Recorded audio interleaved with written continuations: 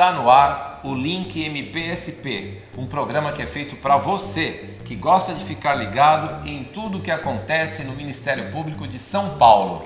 E na agência de notícias vamos ver um encontro promovido sobre a inclusão de crianças com transtornos de aprendizagem. No quadro Dicas da Semana, servidores e membros do MPSP dão dicas culturais. E no Fique Sabendo, o MPSP responde às dúvidas dos espectadores. Tem ainda uma entrevista bem interessante com a doutora Mirella, promotora da área da infância. O programa está só começando, fique com a gente. Vamos ao nosso giro de notícias.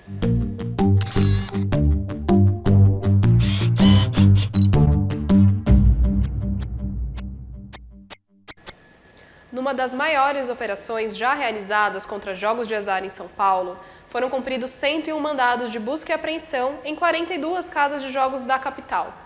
A Operação Trevo da Sorte apreendeu mais de R$200 mil, $10 mil e quase 3 mil euros em espécie, além de armas e munições. Com a palavra, o subprocurador-geral de Políticas Criminais e Institucionais, Mário Sarrubo. Hoje foi dia de mais uma operação do GAECO. O GAECO e a Polícia Militar do Estado de São Paulo realizaram hoje a operação chamada de Trevo da Sorte. Na verdade, desestruturamos e atingimos uma grande organização criminosa aqui na capital de São Paulo, organização criminosa esta que atuava no ramo dos jogos de azar. Foram visitadas mais de 40 casas de jogo de azar, foram apreendidas máquinas que foram imediatamente periciadas e destruídas. Atingimos a liderança da organização, vários dos seus líderes foram presos e com isso conseguimos desestruturá-la na sua hierarquia e notadamente no seu patrimônio. Foi mais uma operação do GAECO junto com a Polícia Militar do Estado de São Paulo. Operação esta que terá outras consequências daqui para frente. O Ministério Público de São Paulo obteve na Justiça uma decisão favorável, que determinou o bloqueio de bens do vereador de Paulínia, Ademilson Jefferson Paes, conhecido como Tiguila Paes, e outras pessoas envolvidas nos crimes de organização criminosa, estelionato e lavagem de dinheiro. Entre 2014 e 2015, o grupo simulou a venda de casas em condomínios, aplicando golpes contra pessoas de baixa renda. A má qualidade da água em Rio Claro passa a ser investigada pelo MPSP. O promotor Gilberto Porto Camargo instaurou um inquérito a partir de queixas dos moradores da cidade, que têm notado uma coloração escura na água que sai das torneiras. O promotor de justiça falou sobre a importância dessa investigação. A Promotoria de Justiça da Habitação e Urbanismo, Consumidor e Meio Ambiente da Comarca de Rio Claro vem investigando nos últimos meses um problema recorrente com relação à qualidade da água servida pelo DAI à população.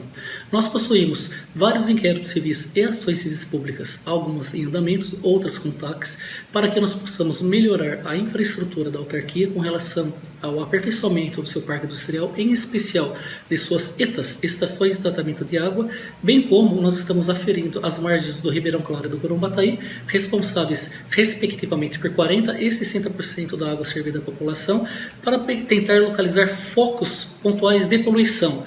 Esse trabalho vem sendo desenvolvido também em parceria com o GAEMA, para que o Ministério Público, com mais recursos e infraestruturas, possa aferir a fonte do problema. A despoluição da represa de Salto Grande está na mira do MPSP. Os promotores Ivan Carneiro e Rodrigo Sanches Garcia, que são respectivamente do GAEMA de Piracicaba e de Campinas, participaram de uma reunião para discutir a despoluição, que vai ser articulada por 11 municípios na parte montante da represa, que fica na cidade de Americana. No encontro foram discutidas ações de saneamento e alternativas para reduzir a carga orgânica e, consequentemente, a proliferação de algas na represa. O presidente do STF e do Conselho Nacional de Justiça, o ministro Dias Toffoli, nomeou o promotor Ricardo Leonel, que é diretor-geral do MPSP, como integrante de um grupo de trabalho instituído para aprimorar a atuação nas ações de tutela de direitos coletivos e difusos. O promotor falou em detalhes para o Link MPSP sobre essa nomeação. Recebi com muita satisfação essa designação para participar, sem prejuízo das minhas funções regulares, deste grupo de trabalho junto ao Conselho Nacional de Justiça, por entender ser extremamente relevante o aperfeiçoamento do sistema das ações coletivas e nós termos a participação do Ministério Público neste grupo de trabalho, oferecendo sugestões. Por isso também foi criado um e-mail específico para que todos possam, havendo interesse, fazer as suas propostas e sugestões. O e-mail é gt.cnj.acp@mpsp.mp.br. Eu permaneço à disposição de todas e todos. O MPSP promoveu um evento para discutir a inclusão de alunos com transtorno de aprendizagem. No encontro foram abordados métodos para avaliação e intervenção em casos de transtornos e de dislexia, além das necessidades especiais previstas em lei. A assessora do Centro de Apoio Cível, Sandra Lúcia Garcia Massude, nos dá alguns detalhes dessa atividade. Olá, o Centro de Apoio Cível promoveu ontem, dia 7 de outubro, um evento esclarecedor sobre dislexia e transtornos de aprendizagem. A nossa intenção é divulgar esse conhecimento tão específico por meio da parceria com a Associação Brasileira de Dislexia para todos os membros e servidores do Ministério Público. Afinal, na área da educação e direitos da pessoa com deficiência, a interdisciplinaridade é sempre presente. Muito obrigada. A empresa Lumar Comércio de Produtos Farmacêuticos foi condenada a pedido do MPSP a pagar um montante corrigido de R$ 22.665 para ressarcir o erário público do município de Restinga. A sentença foi dada numa ação civil pública proposta pelo promotor de justiça Paulo César Correia Borges, após a investigação apontar que a Lumar descumpriu o dever de aplicar o desconto nas compras. Todos os detalhes dessas e de diversas outras notícias podem ser vistos no nosso site mpsp.mp.br.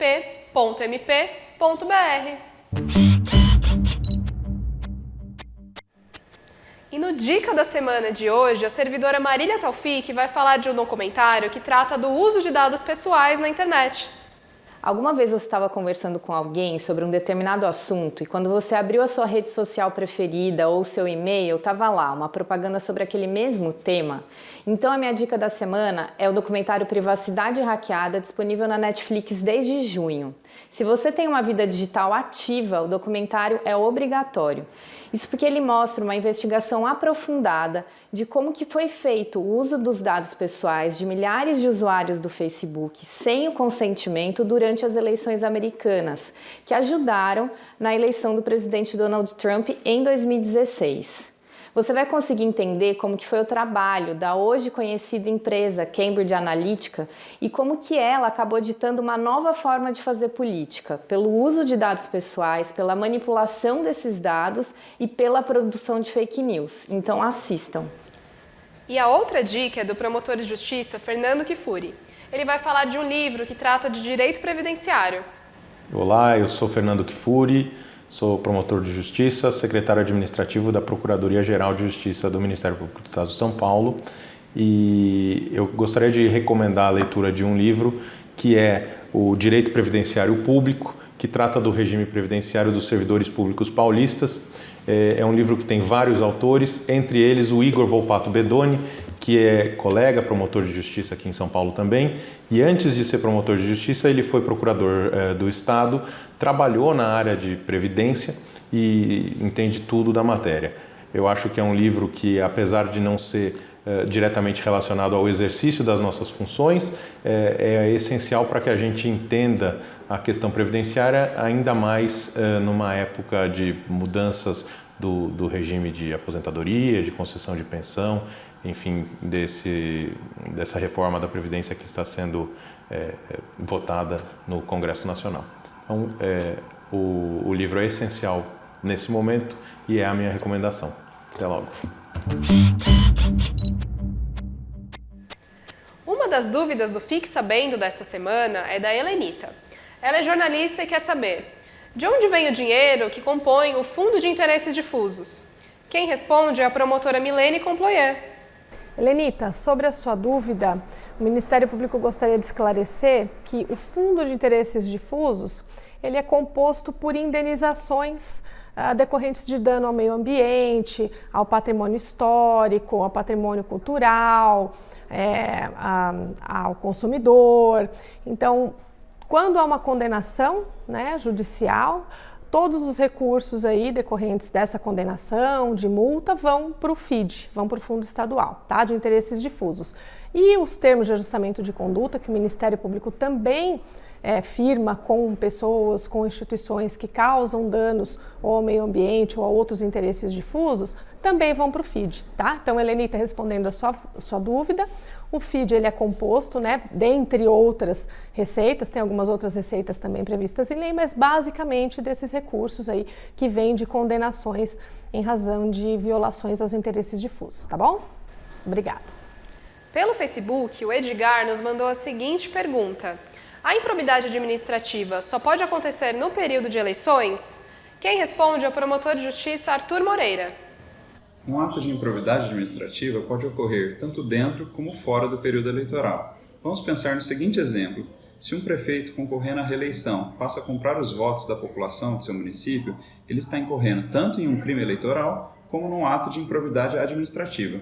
Por outro lado, se depois do período eleitoral, uma vez que ele já esteja eleito, ele passa a fraudar as licitações ou os concursos públicos do seu município, ele estará ainda incorrendo no ato de improbidade administrativa. Portanto, a improbidade pode ocorrer tanto dentro do período eleitoral como fora dele. E você também tem alguma dúvida? Mande pelas nossas redes sociais: Twitter, MPSP_oficial, Instagram, MPSP_oficial, Facebook, MPSP.oficial, ou pelo nosso e-mail, comunicação, sem cedilha e sem tio, @mpsp.mp.br. E agora vamos conferir uma entrevista com a promotora de justiça Mirela Monteiro. Ela fala sobre conselhos tutelares. A promotora Mirela Monteiro é a nossa convidada para a entrevista de hoje.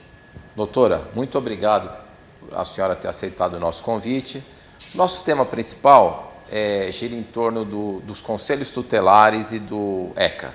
Doutora, recentemente houve eleição para a constituição dos conselhos em todos os municípios de São Paulo e o Ministério Público acompanhou esse processo atentamente.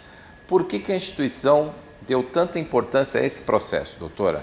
Na verdade, o processo de escolha do Conselho Tutelar ele é de responsabilidade do Conselho Municipal de Direitos, né? Eles que são responsáveis por implementar o processo de escolha, e quem tem a função de fiscalizar se esse processo está sendo de acordo com a lei, se está sendo idôneo, não estão tendo irregularidades e está atendendo de fato o interesse da democracia, da população, é função do Ministério Público. Então a gente dá muita importância, não só pela importância do papel do Conselho Tutelar, mas porque é uma atribuição do Ministério Público fiscalizar, né, a lisura do processo de escolha. Perfeito. A senhora diz pela importância dos conselhos tutelares. Para quem não é muito afeto aos assuntos do direito, nosso programa está indo ao ar não só no YouTube, mas pelo canal aberto de TV, temos um público leigo, vamos dizer assim. Qual que é o papel dos conselhos tutelares a partir do Estatuto da Criança e do Adolescente? Qual a importância que eles têm, doutora? O Conselho Tutelar foi criado justamente a partir do Estatuto da Criança e do Adolescente, né, em 1990, com a função de proteger, de fato, os direitos das crianças e dos adolescentes. Então, ele vai atuar em todo caso que houver uma violação de direito, né, ou uma ameaça de violação ao direito de uma criança ou adolescente. Então, aí ele tem diversos instrumentos para poder atuar, né, em relação a isso, quando ele recebe uma denúncia, ou ele constata diretamente aquilo, né, ou ele é acionado para atuar, ele vai constatar ali qual seria a violação de direito daquela criança, e aí ele vai tomar providência, que são as medidas de proteção que são previstas também no ECA, que são diversas, né, que vai desde uma advertência, né, ou a entrega para o pai e para a mãe da criança que eventualmente seja encontrada na rua, até eventualmente a possibilidade de acolhimento emergencial, né, a criança afastada do convívio familiar. Perfeito. Agora, doutora, para que os conselheiros consigam cumprir essas tarefas, eles precisam de um mínimo de estrutura, né? Na sua avaliação, os conselhos aí por todo o estado de São Paulo, eles estão bem estruturados? Os conselheiros têm condições de exercer o seu papel? Na verdade, assim, é uma pergunta complexa, né? Porque como o próprio Conselho Tutelar é uma instituição nova, né? Assim, apesar de ser desde 1990, ainda está criando seu espaço, né? A população, a sociedade, o próprio poder público ainda está aprendendo, né, qual que é a função deles, né? Mas hoje em dia eu posso dizer que eu não acredito que, assim, na maioria dos municípios que eu conheço, né, não só os que eu tive a oportunidade de trabalhar, mas que a gente tem contato, que ainda não está com a estrutura que eles deveriam ter, né? E é importante dizer dizer que, assim, é desconhecimento de muitas pessoas e às vezes até de próprios gestores isso, mas é atribuição do município, né, do executivo municipal, ter previsão, né, orçamentária de verba para as despesas do Conselho Tutelar, não só para despesas de funcionamento, né, tudo que ele precisaria para poder executar bem as suas atribuições, mas também as despesas de remuneração e de capacitação continuada. Então, é importante, sim, a gente enfatizar isso, que, né, os promotores vão atrás disso também, mas os próprios conselheiros sabem disso, que qualquer problema de estrutura, quem tem que estar ali suprindo é o próprio executivo, né? Tanto a questão de transporte, de poder ir até não é uma mera liberalidade, ele tem a obrigação de oferecer os meios. Sim, para poder ele desempenhar suas funções. Então, ele tem uma grande missão, conselheiro, tem muita coisa que ele precisa fazer, né?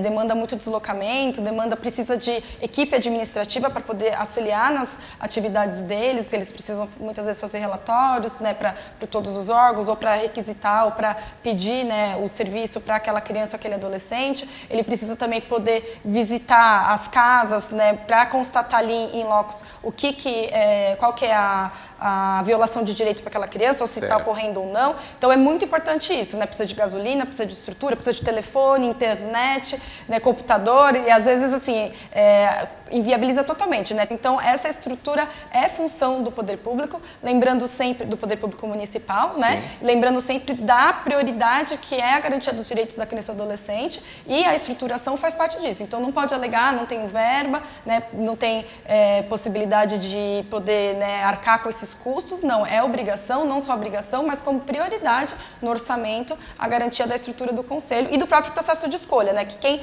o CMDCA, como eu falei, é o responsável pela organização da eleição, mas quem arca com as despesas é o poder público municipal. Perfeito. Doutora, mas alguns críticos desse modelo argumentam que seria mais interessante que servidores, né, membros do poder público, tivessem essa função que é atribuída aos conselheiros. Qual que é a sua visão sobre esse ponto, doutora? Eu acredito que o Estatuto da Criança e do Adolescente, ao criar o Conselho Tutelar, né, a intenção entre as características do Conselho é ser um órgão autônomo, né? Um órgão que ele não depende de nenhum outro poder, nem no Legislativo, Executivo, Judiciário, nem do próprio Ministério Público, autorização para desempenhar suas funções e não está também subordinado a nenhum outro poder, né? Isso não significa que ele não está vinculado administrativamente, isso sim ele está ao Executivo Municipal. Mas funcionalmente não. Mas funcionalmente não, porque ele tem liberdade para a sua atuação, né? E tanto que se houver alguma discordância de qualquer decisão do Conselho, qualquer providência, é só por meio do judiciário que é possível você reverter uma decisão do Conselho. É lógico, tudo é conversável, comunicável, mas se a gente for analisar o ECA, ele tem essa independência, né, para poder atuar com liberalidade, né, de acordo com a deliberação do próprio do Conselho, do colegiado ali. Mas, então, a intenção, na minha opinião, do ECA não foi ter alguém que estivesse dentro do quadro do próprio poder público do executivo, né, que seria o caso de um servidor público que fosse desempenhar essas atividades, né. O interessante do próprio conselheiro da atuação é ele estar fora para até analisar os demais poderes, se eles estão atuando na proteção dos direitos da criança e adolescente. Então, dentre as suas formas de poder atuar é a requisição de serviços públicos, da educação, da assistência social, da previdência, moradia. Então, ele tem se ele analisa ali que não está sendo cumprido, né, o que o poder público deveria cumprir, né, ele tem esse poder de requisição para poder atuar, inclusive até entrar judicialmente com ação se houver descumprimento reiterado das suas determinações, né. E também outra coisa que é interessante, o quê? Que quem tem função de proteger os direitos da criança e do adolescente é não só o poder público, né, o Estado, assim como a sociedade e a família. E o Conselho Tutelar, ele seria como um representante da sociedade nessa proteção. Por isso que seria por meio de escolha, né, de voto direto, né, universal, facultativo, né, não é obrigatório, mas para que viabilizasse a escolha da comunidade, né, em quem seriam aqueles representantes na proteção do direito da criança e do adolescente. Então, ele vai ali atuar não só ante o Estado, né, para analisar se os serviços estão sendo efetivamente prestados, mas também para ver se a família está atendendo, né, e perante a sociedade também. E ele faz esse papel de articulação. Dentre as funções dele, também tem a função de participar junto ao Executivo, né, na formulação do orçamento destinado à criança e adolescente. Então, por meio da atuação, o conselheiro pode analisar que, eventualmente, algum programa é necessário para esse bairro, aquele outro local, ou ele pode ver que ali qual seria a prioridade da demanda das crianças e adolescentes daquele município. Então, por isso, ele tem função de participar também na elaboração orçamentária e por isso que é importante ele estar fora dos demais poderes para poder desempenhar com liberdade a sua função. Perfeito. Doutora, a senhora é uma promotora destacada nessa área da infância e juventude. Não é por outra razão que a senhora integra a assessoria do Procurador-Geral de Justiça justamente nesse setor. Frequentemente vem à tona aquele debate sobre a redução da maioridade penal, né? Vira e mexe, o país está discutindo, está debruçado sobre esse tema. Qual que é a sua visão sobre esse assunto, doutora? Bom, eu acredito que eu sou contra, né, a redução da maioridade. Eu acredito que a imputabilidade penal a partir dos 18 anos seria a idade adequada biologicamente, porque ninguém inventou isso, foi por meio de estudos de entender que a partir de então, né, seria considerado que a pessoa poderia ser submetida ao regime penal, né? E então a minha opinião é contra nesse sentido, mas eu entendo isso em razão de que o adolescente, apesar do argumento serem em relação a eles terem, né, com discernimento do que é certo e o que é errado, não quer dizer que eles não são responsabilizados porque eles fazem, né? Como o próprio Estatuto da Criança e do Adolescente tem a proteção integral dos direitos, né, não só das crianças, mas também dos adolescentes, e a proteção integral inclui a garantia de todos os direitos e também é considerado que eles são pessoas em desenvolvimento, né? E por isso que a forma de punição é diferente dos adultos, porque se entende que nesse período, né, ele está numa fase melhor para absorção de princípios, para ele poder tomar um novo rumo de vida, né? E por isso que, ao invés dele ser colocado numa penitenciária ou para cumprir uma pena, né, para quem já tem mais de 18 anos, ele pode receber medidas socioeducativas, né, e dentre elas, inclusive, a internação. Então, ele pode até 3 anos ficar internado, dependendo da gravidade do ato infracional praticado, e lá vai ser um trabalho totalmente diferente do trabalho